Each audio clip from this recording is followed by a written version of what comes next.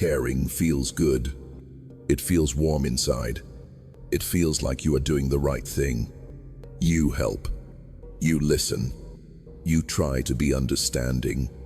You tell yourself this is kindness. You tell yourself this is love. And at first, it feels right. But when you care too much, people can feel it. You do not have to say it. You do not have to show it clearly. They feel it in small ways. They feel it when you reply fast. They feel it when you wait for their words. They feel it when your mood changes because of them. They understand something quietly. They know you are invested. They know you are emotionally involved. They know you want this to work badly. They also feel something else. They feel that you are afraid to lose them, afraid to upset them, afraid to be left. This fear is never loud, but it is always visible. And when people feel this, power slowly shifts. Not suddenly, not in one moment. Slowly, you start adjusting more. You start giving more. You start explaining more. They start relaxing more. They start taking time. They start doing less. This is not because you are weak. You are not broken. You are not wrong. This happens because you care more. The one who cares more waits more. The one who cares more moves first. The one who cares more tries harder. And the one who tries harder holds less control. Power does not come from caring less about life. Power comes from not needing others to feel okay. When you need less, you stand stronger. When you stand stronger, people cannot move you easily. This is the quiet truth. The one who cares more always holds less control. At first, you do not notice it. You just feel that something is off. Something feels uneven. So you try to fix it. You speak more carefully. You choose your words slowly. You explain what you meant. You think clarity will solve everything. You send longer messages. You ask if something is wrong. You try to make sure they are comfortable. You are not trying to control. You are trying to keep peace. But while you are doing more, they start doing less. They reply later. They reply shorter. Sometimes they do not reply at all. You wait. You check your phone. You read the message again in your head. Your mind stays busy. Their mind stays calm. You begin to feel pressure, not because they said anything, but because they did not. Silence becomes heavy for you. Silence feels normal to them. You start filling the space. You explain again. You send one more message. You say, "I just wanted to be clear." You move forward. They stay still. This is where the balance changes. The one who moves first is the one who feels more. The one who stays still holds the space. Holding space is power. They do not rush. They do not chase. They do not feel the same pressure. You do. So you try harder. You lower your needs. You accept small effort. You tell yourself, it is fine. They notice this. They feel that they do not have to try much. They feel that you will adjust. Not because they are bad people, but because the situation allows it. When one person gives more, the other person gives less. This is how it works. You think effort will bring closeness, but too much effort removes respect. They lean back. You lean forward. The space between you grows. And slowly, without a fight, control shifts. You are trying to keep the connection alive. They are simply there. Trying harder does not bring balance. It creates distance. The more you chase calm, the less calm you feel. And the one who feels less controls more. You do not wake up one day and say, "I need them." It happens slowly, so slowly that you miss it. At first, you are just caring. You are just present. You are just trying. But over time, caring changes shape. You start waiting for messages, waiting for replies, waiting for signs that everything is okay. You tell yourself this is normal. You tell yourself this is connection. But inside, something shifts. Your mood starts depending on them. A small reply makes you calm. No reply makes you uneasy. You check your phone without thinking. You reread old messages. You imagine what they might be doing. This is not love anymore. This is need. But you do not call it that. You call it concern. You call it loyalty. You call it patience. Need hides behind good words. You feel it when silence hurts more than it should. You feel it when one message changes your whole day. You feel it when you feel relief instead of peace. People feel this need too, not because you say it, but because it leaks out. It leaks in your tone. It leaks in your timing. It leaks in how fast you respond. They sense that you are waiting. They sense that you are attached. They sense that they matter more to you than you matter to yourself. This changes how they treat you. They know you will stay. They know you will adjust. They know you will try again. Need makes you predictable. When someone knows you will not walk away, they stop walking toward you. You start bending without being asked. You start accepting less without speaking. You start shrinking your needs. All of this happens quietly. You do not notice the moment. You lose balance. But the moment need appears, control begins. Not because someone is cruel, but because need removes your ground. When you need someone, you fear losing them, and fear always gives power away. This is the hidden shift. Caring slowly becomes need, and need always costs control. Most people do not wake up thinking, I will control someone today. They do not plan it. They do not say it out loud. It happens naturally. When someone feels your need, something changes inside them. They feel safe. They feel relaxed. They feel no urgency because they know you are not leaving. They know you are waiting. They know you are invested. They know you will stay even if they pull back. So they pull back. Not suddenly, not clearly, little by little. They reply slower. They take more space. They give less effort. You notice it. You feel the distance growing. You feel the silence stretching. So you try to fix it. You send another message. You explain again. You try to smooth things over. This is where pushing begins. Not pushing you away, pushing your limits. They see how much space they can take. They see how little they can give. They see if you will complain. When you do not, they take more.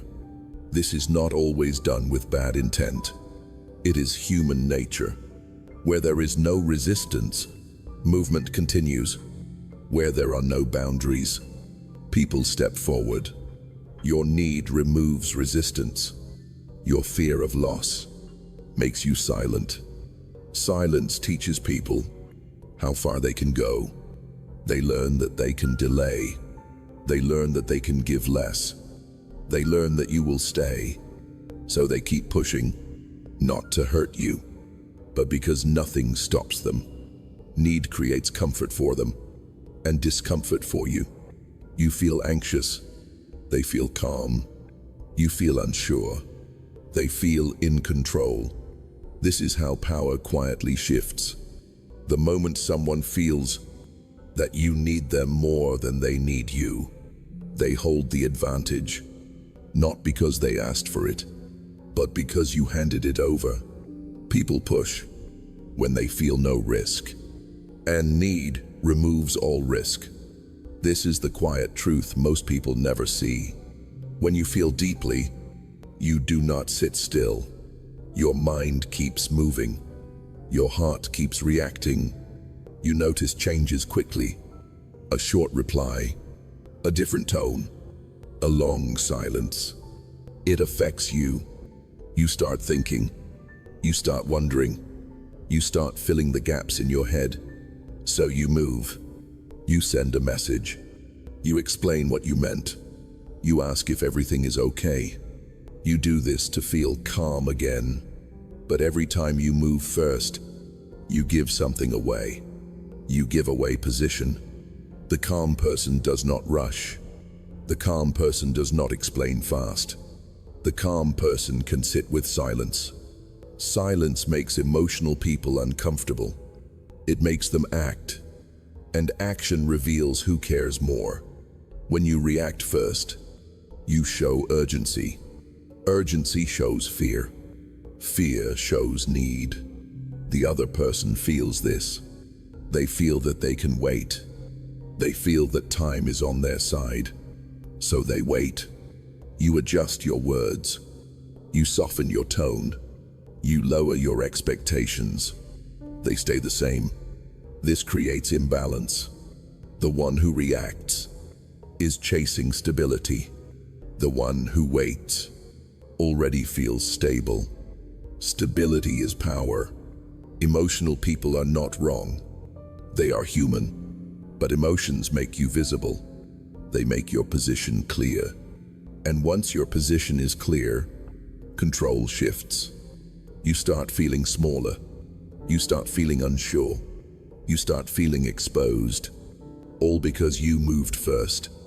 Stillness protects position. The one who can stay calm does not lose ground. The one who reacts quickly gives it up. This is not about being cold. It is about staying grounded. The one who moves first almost always loses control. Many people think calm means not caring. They think calm means distance. They think calm means a cold heart. This is not true. Calm does not mean you feel nothing. Calm means you are not controlled by feelings. A calm person still cares, but they do not rush. They do not panic. They do not react to every change. They can sit in silence without fear. When a message is late, they do not assume the worst. When someone pulls back, they do not chase. They stay steady. This steadiness is often misunderstood. People say, "You changed. You are different now. You are cold." What really changed is not their heart. What changed is their need. They no longer need fast replies. They no longer need approval. They no longer need reassurance. And this feels uncomfortable to others because calm removes leverage. When you are calm, no one can rush you. When you are calm, no one can use silence against you. When you are calm, your mood does not depend on others. This creates strength. People cannot pull you forward or push you back. You stay where you are. Calm people do not explain much.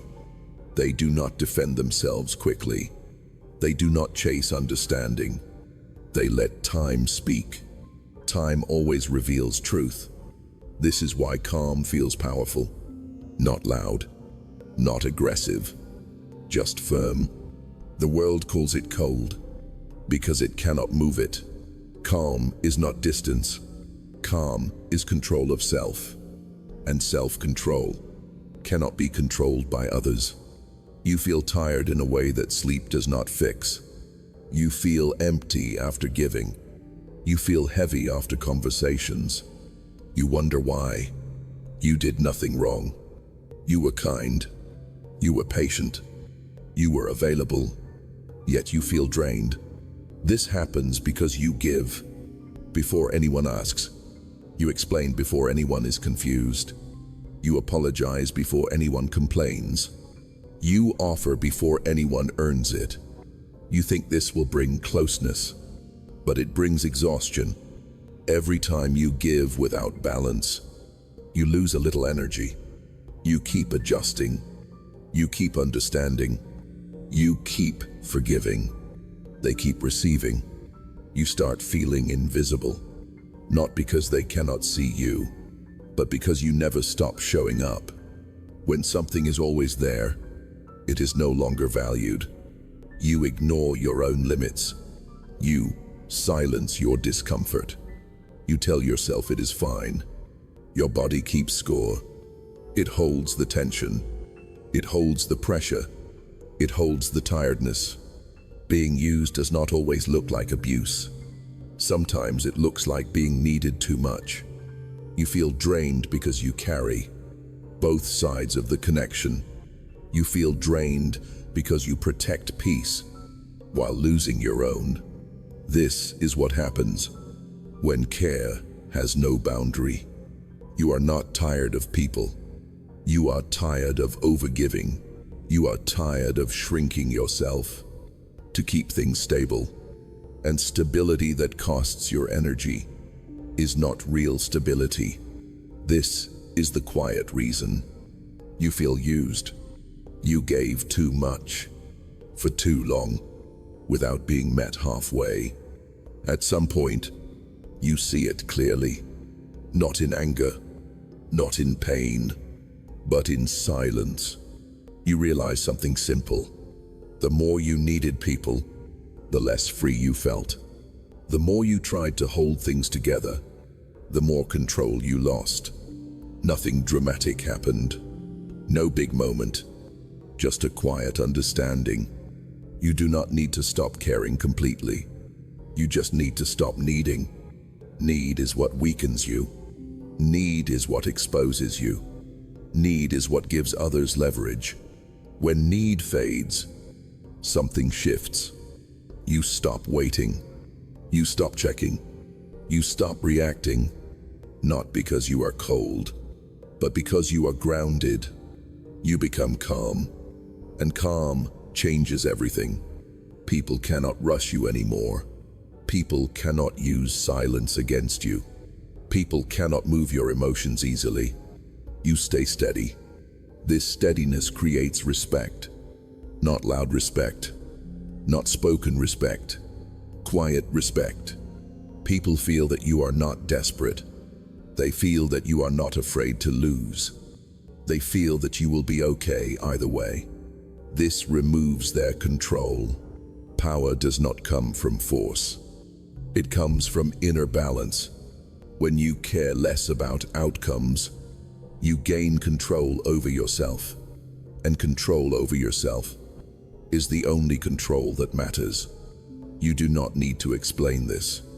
You do not need to announce it.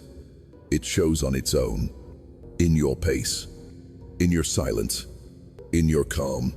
Power leaves when need shows, and the calm person cannot be controlled.